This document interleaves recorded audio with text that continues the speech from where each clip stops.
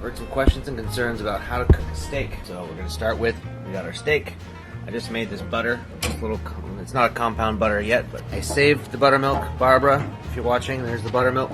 We'll save that for whatever. So I like to use half butter, half olive oil for a couple different reasons. First of all, the butter is going to let you know when the pan is hot. It's also going to add nice caramelization, fat is flavor.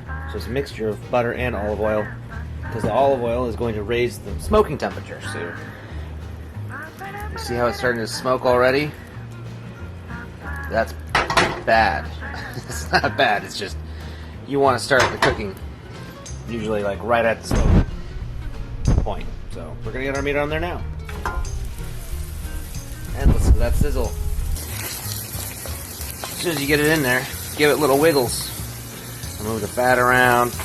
That's going to keep it from sticking to the pan, and it's going to, because if it sticks to the pan, it's going to leave behind all of that nicely seared, beautiful dark flesh.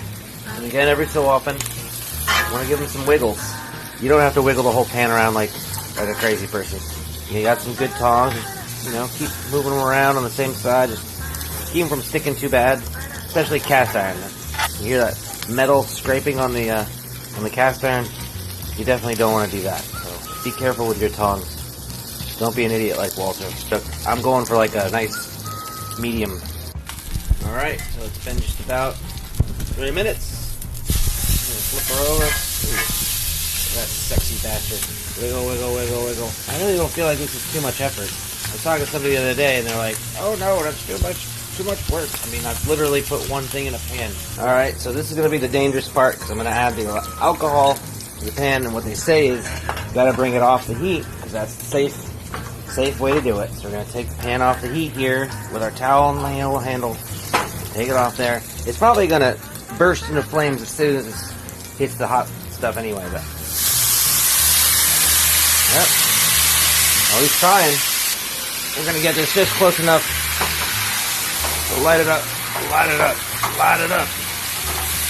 I waited too long. See, I wish I had two hands. The ladies love the fire show.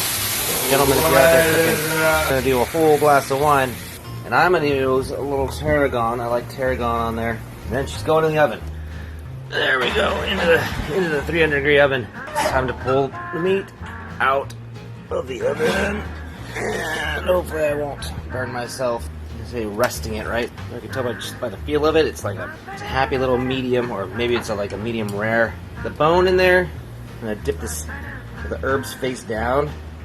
Bone in ribeye. I'm gonna use a wooden spoon to kind of smash her up to the bottom. Anything that might have stuck to the bottom is now gonna come up. And we have our slurry, which is bastard cousin of the roux. It's just, any of my old culinary buddies will tell you I'm the worst. I just kind of phone it in, do it all half-assed. There's just shortcuts, to just about everything. And I before E, before after, except after C, like that wasn't the real rule, right? So then in school they teach you these rules, and then they turn right around and teach you that those rules aren't real anyway. So, go ahead and have some dairy with your seafood, or, whatever you want to do. But you want to smush up that roux so you don't end up with dumplings, because it's just waiting to turn into a dumpling. I want a little bit more in there. A little bit more thickness, but I think it's going to probably thicken up. Kill the heat. Stops making that noise immediately. Pull out our little butter through the lid. So we're just going to throw the butter right in there. Don't forget, if you're going to touch the pan, to grab your hot pad. Yes, this is going to be hot, right? It's 300 degrees. The cold butter from the fridge is going to help cool the sauce a little bit and help it kind of bind the fats to the flour that's in the roux. It's going to just kind of make everything come together in this nice thick jus. And he's rested, I think, quite enough.